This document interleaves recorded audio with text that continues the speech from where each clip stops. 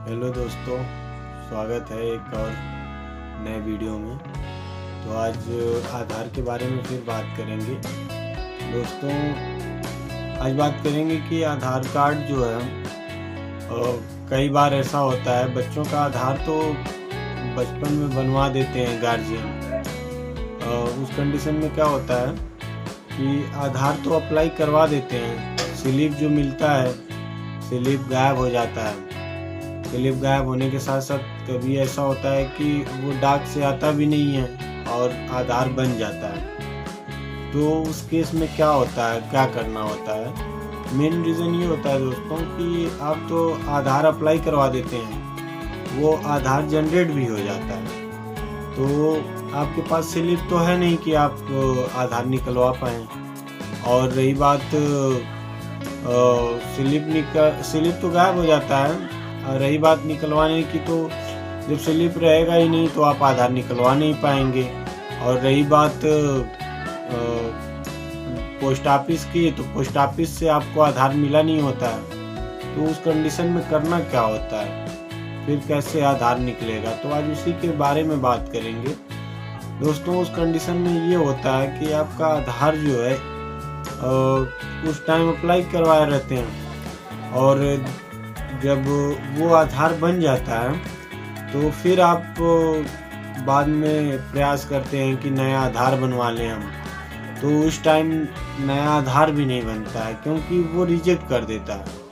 क्योंकि एक बार जब आधार जनरेट हो जाता है तो दोबारा आधार नहीं बनता है, क्योंकि एक ही बार आधार नंबर जनरेट होता है। फिर आप चाहे कितनी भी बार प्रयास करिए, कितनी बार भी अप्लाई करवाइए, आपका आधार रिजेक्ट होना ही है। वो हर हाल में आधार रिजेक्ट ही होगा, और आधार रिजेक्ट तो होगा ही, आपको फिर वो मैसेज भी आएगा कि योर आधार डुप्लीकेसी, यानी कि इसके पहले भी आपका आधार बन चुका है, जनरेट हो चुका है। तो फिर उस कंडीशन में दोस्तों क्या करना होगा, कैसे आपका आधार मिलेगा या कैसे बनेगा, तो उसी टॉपिक पे बात कर रहे हैं दोस्तों। तो उस कंडीशन में यही है दोस्तों कि सबसे पहली बात तो, अगर आपके पास इनरोलमेंट स्लिप है तो आधार हो सकता है ना आया हो, तो आप इनरोलमेंट स्लिप से आधार निकलवा सकते हैं। और इस कंडीशन में ये भी होता है दोस्तों कि आधार जो है नंबर नहीं जुड़ा होता है, उसमें नंबर नहीं जुड़ा होता है, तब भी नहीं निकल पाता है। तो गाइज बताते हैं कि आज उसी पर्पज में आपको यही करना होता है कि आपका पहले से एक बार आधार जनरेट हो गया रहता है, तो सबसे पहली बात आपको 1947 पे कॉल करना है।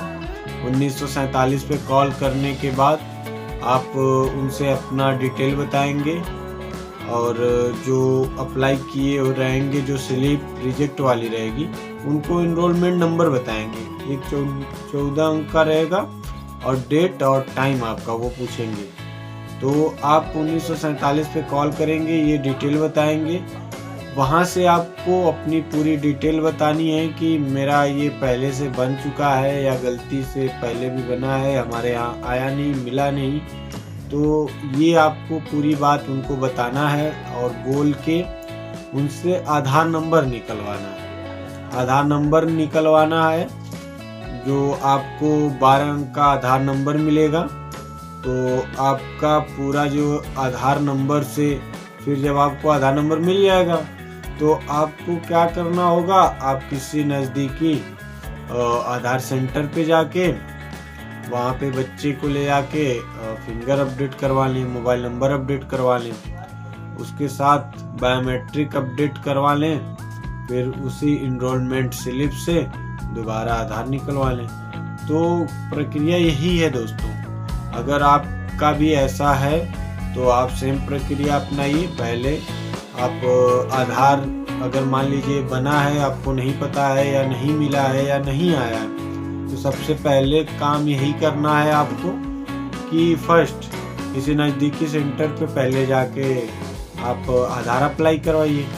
आधार अप्लाई करवाने के बाद जब वो स्लिप रिजेक्ट हो जाएगा तो आपको उसी से 1947 पे कॉल करना है, अपनी सारी डिटेल बतानी है और फिर उनसे अपना आधार नंबर प्राप्त करना पड़ेगा।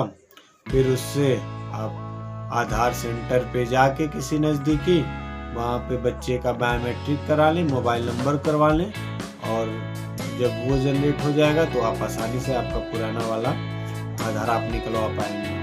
तो इतना ही रहा वीडियो में आज के दोस्तों। अगर वीडियो अच्छी लगे तो लाइक करिए, सब्सक्राइब करिए और सपोर्ट करिए ताकि और आगे भी हम वीडियो डाल सकें और आपको जानकारी ज़्यादा से ज़्यादा आधार के बारे में जानकारी दे सकें दोस्तों। धन्यवाद।